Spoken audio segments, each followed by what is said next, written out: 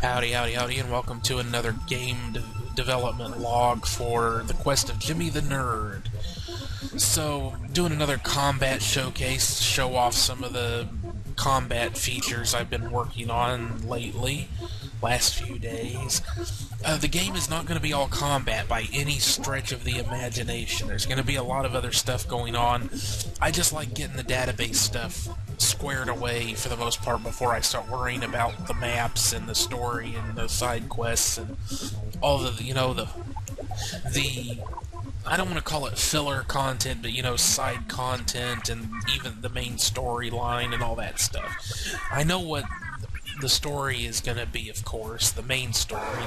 I would never start working on a game if I didn't know, at least my beginning and end points for the story, the main story. But, the combat stuff is going to be the most repetitive part of the game, the part that you encounter the most in terms of gameplay. So I want to make sure I have all the skills I want in there, all the variety, the characters have their own flavor, the enemies are more or less worked out, and then, playtesting and balancing everything is its own ball of wax. That's its own tangled string of Christmas lights. It has to be untangled along the way as well, but at least in terms of getting it all in the database before I start messing with the other stuff. That's the way I've been doing it, and it seems to work out pretty well. So enough of that BS, let's get into what I was wanting to show you. So, every character is either going to have something very, a specialist sort of role in the game, or they're going to be able to multitask as you want them to, or a little bit of both. Everybody's kind of a hybrid to some degree or another, with only really one exception. So we can start with Jimmy. He's going to have, of course, his Slayer and whipping skills. Slayer skills, whip skills. And I tried to arrange the order. I don't know if it's possible to do it any other way, but it puts it in the order that they're in the database, so it's not really that big a deal. But he will have access to heat magic, light magic, vitamantic, which is life, or life magic basically, vital magic, whip skills, slayer skills. Then everybody will have movement skills, which will allow you to move back and forth in your rows. So let's say Jimmy's getting his ass kicked, and you've got Lionhearted spec'd out as a ranged character on the second row, perhaps, or even the punter right there is on the second row. And I'll talk more about his skills when we get to him. But let's say you want to swap a Jimmy with one of the other characters. Probably you'd want Lionhearted up there because he can handle abuse a bit better than the other two. Even though Mikhail is already up there on the front row. So what you do is you can use your movement skills, and let's say Lionhearted's on the second row anyway, and you'd move Jimmy back and then move Lionhearted up. So you get a little bit more tactical maneuverability that way. So, like I said, if Jimmy needs to heal up and you want to get him out off the front line to heal up a bit, you can do it. I'm not sure about getting enemies to do that. I'm going to be looking into it to see if there's a way to get them to react a little bit more dynamically. There probably are ways to do it, but I'm going to have to look into it. But we'll just have to see. So let me just go ahead and select something so we can move on. Actually, just go ahead and guard. Actually, should say defend. I'm not sure why it doesn't. So Mikhail, he's going to be able to work as a melee character or as a mage. He actually has the highest magic power or magic attack rating of the game. So he has his Warrior of Adles skills. Adles is a goddess in the game. which is Zelda spelled backwards. If you couldn't figure that out, it's pretty obvious. It's just another one of my little jokes slash references. So, much like, since Mikhail is based on Mike from Cinemassacre, you know, that's the inspiration for the character, and his favorite game of all time is Zelda, I wanted to make him something that referenced Zelda. So he's going to be using swords and rods, which are both things that you can use in Zelda games. And he's also, as I said, he's going to have the highest magic power, magic attack rating of the game. So you can spec him out as either a melee fighter, but his specialty would be as an attack mage, because he'll have access to all of the elemental combat spells and defense spells, actually, all the elements.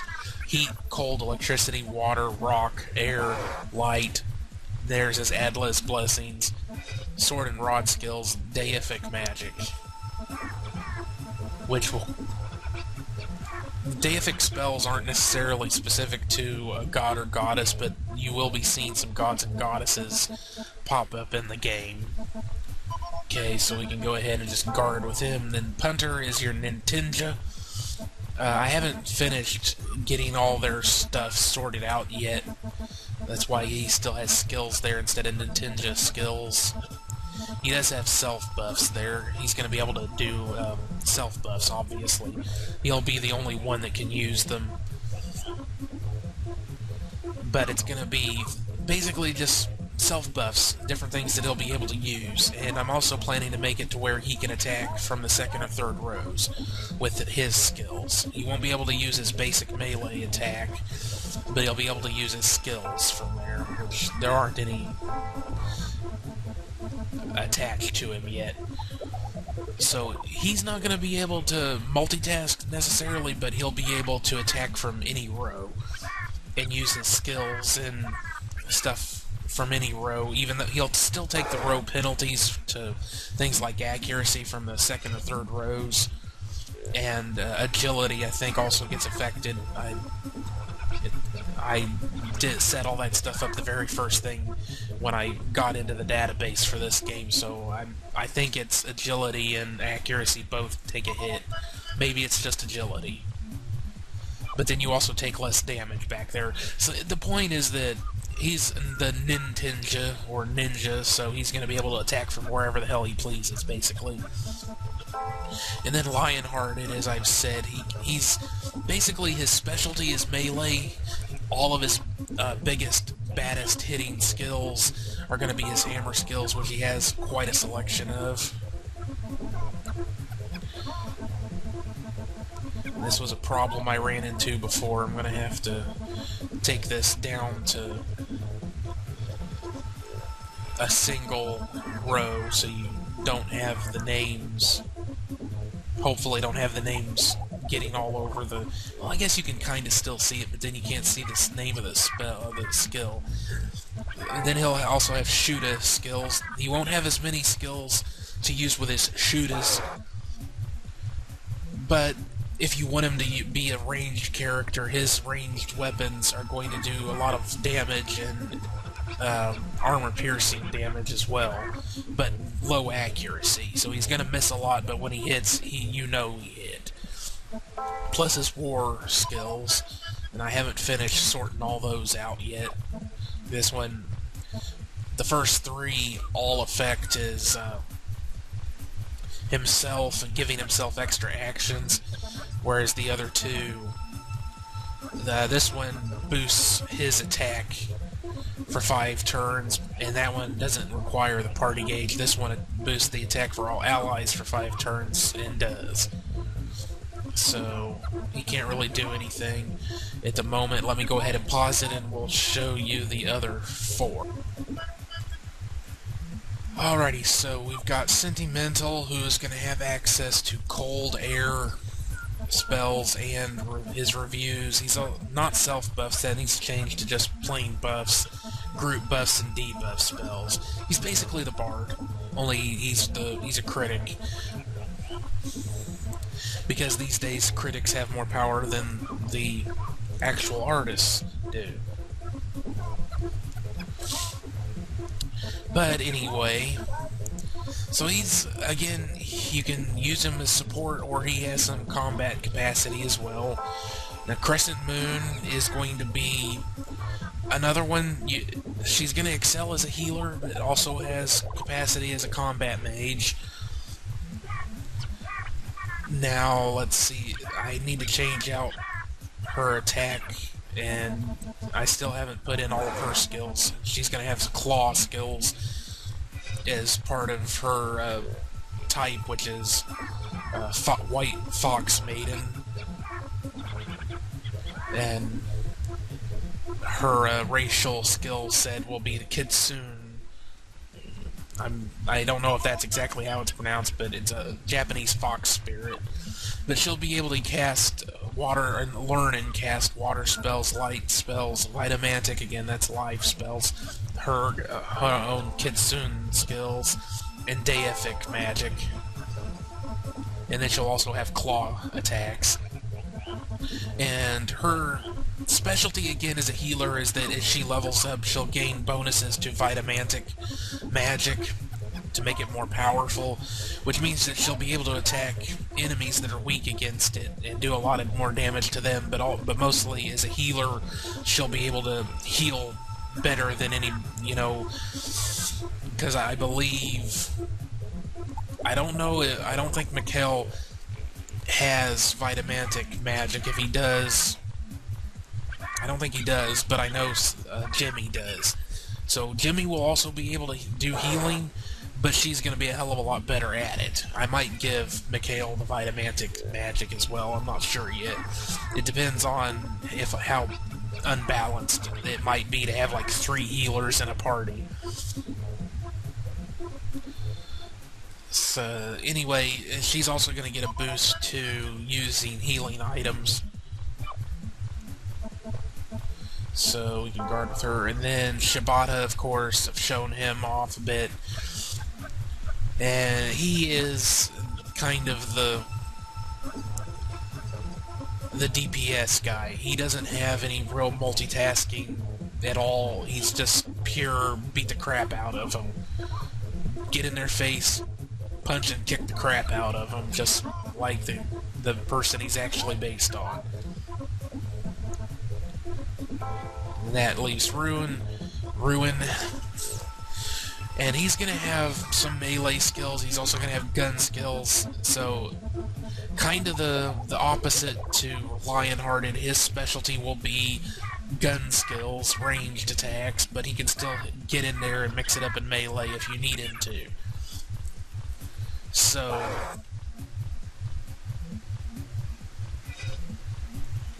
everybody, you can kind of spec them out. They all have a specialty, but then you can spec them out how you like. So let's go ahead and move back to Shibata so I can show you the other thing I wanted to show you right quick, which is this is a testing batch of enemies, and I really need a ranged character here, so let me pause this and bring in a ranged character so I can show you everybody. Okay, I got it sorted out. So we've got Ruin, and I gave him a rifle, so you can see the different enemies we've got here. We've got starting up with a flappy thing here. We've got a level 3. It's level 3D.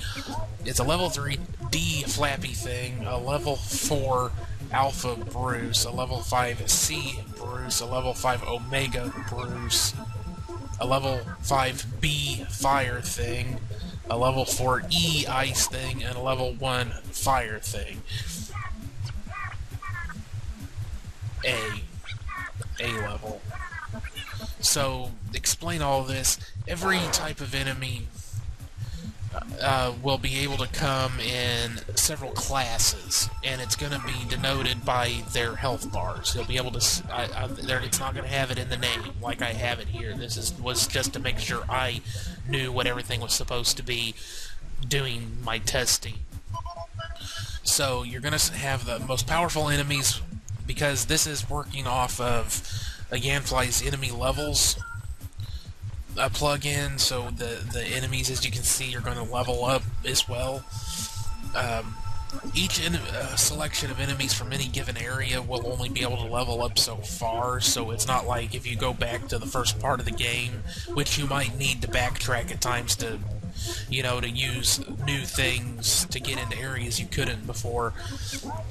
You know, they're only going to level up to a certain point, so if you go back to the beginning and you're like level 20, the highest they're going to be is like level 15 or something. I haven't settled on what the highest level that older enemies will be, so you'll still be more powerful than them.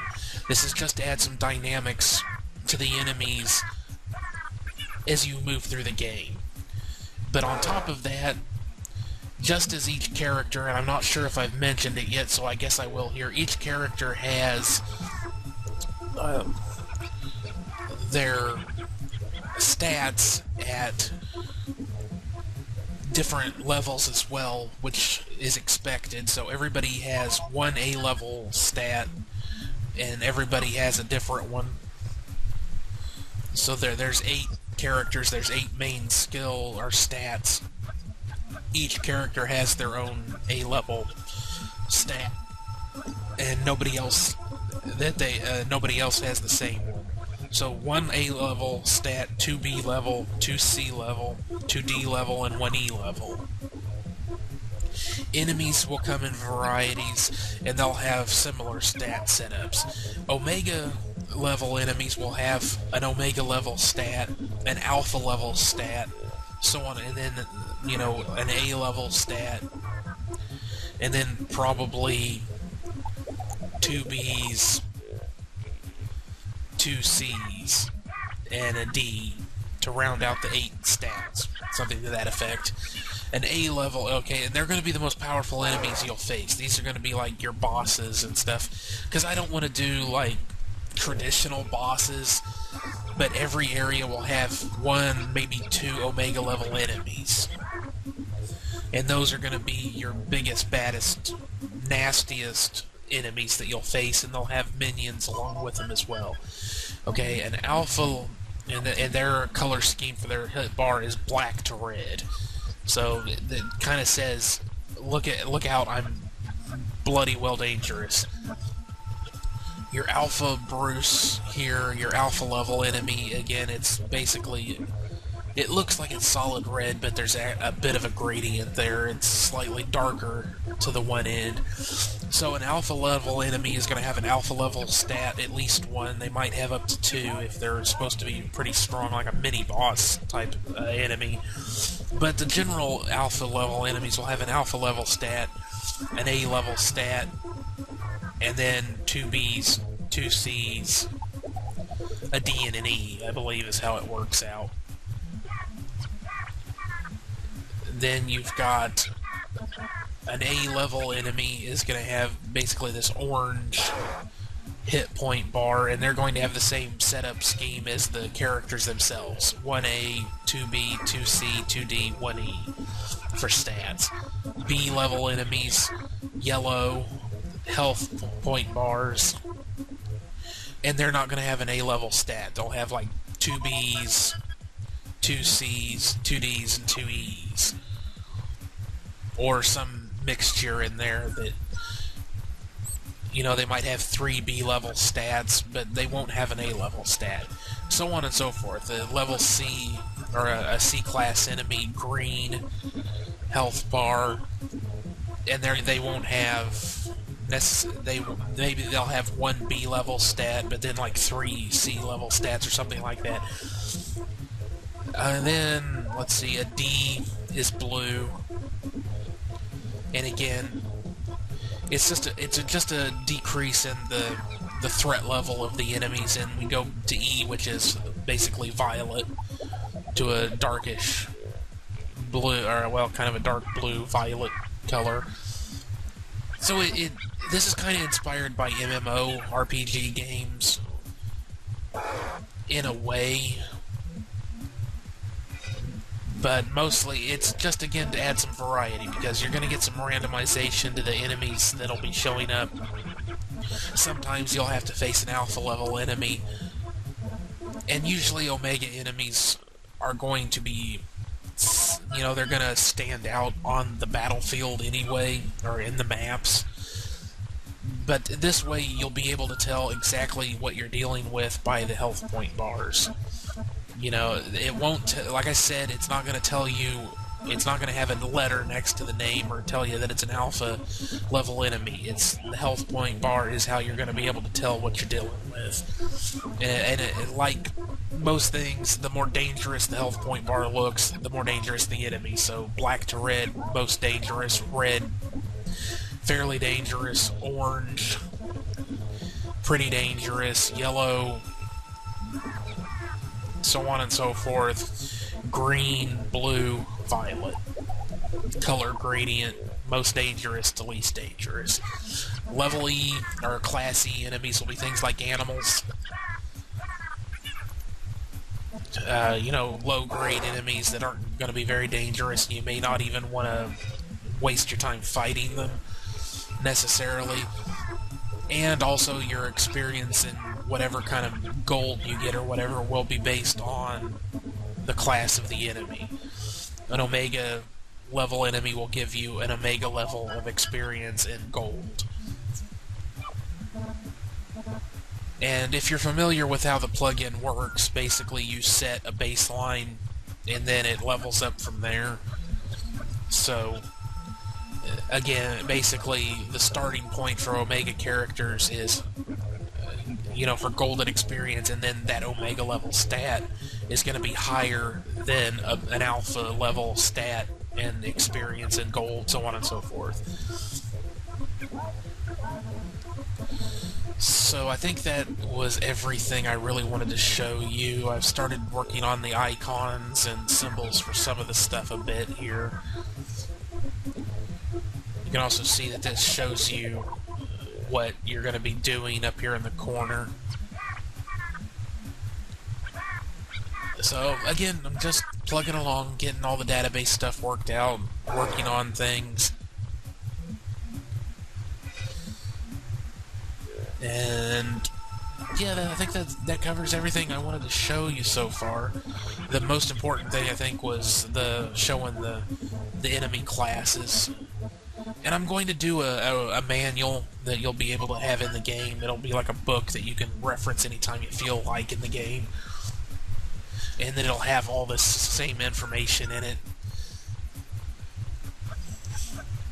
But yeah, I think that covers everything about the new stuff that I've been working on. Yeah, I want to make the combat system pretty interesting and kind of dynamic. So you're going to have a variety of enemies and a variety of different levels and classes. So some encounters might be really hard and some will be really easy. So you'll get some variety mixed in there all through the game as you're leveling up and encountering new enemies, you know. Things will hopefully be more interesting and dynamic that way. A little bit less predictable as well. So I think that really does cover everything. Thanks for watching. Don't forget to like, share the video, leave comments, and all that good junk. And I'll put a link in the description where you can come follow the game page on Game Jolt for the development log of the game and all that good junk. Once again, thanks very much for watching. We'll see you on the next one. Bye-bye.